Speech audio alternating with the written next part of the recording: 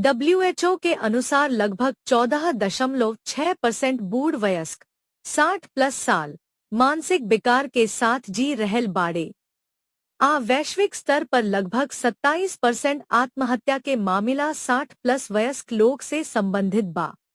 इन्हन खातिर मानसिक स्वास्थ्य के सबसे आम स्थिति चिंता डिप्रेशन होला।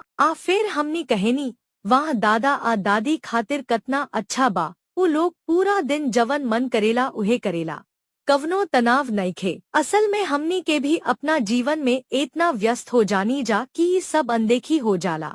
एकरा खातिर प्रमुख जिम्मेदार बाड़े अकेलापन, स्वतंत्रता अवूरी सामाजिक दूरी। त हमनी के का करे के बा? ओह लोग से रोज बात करी, पारिवारिक फैसला में ओह लोग के शामिल कर ली, ओह लोग के पार्टी में शामिल कर ली, ओह लोग के इना लागे कि उ लोग आर्थिक रूप से निर्भर बा। अगर रौरा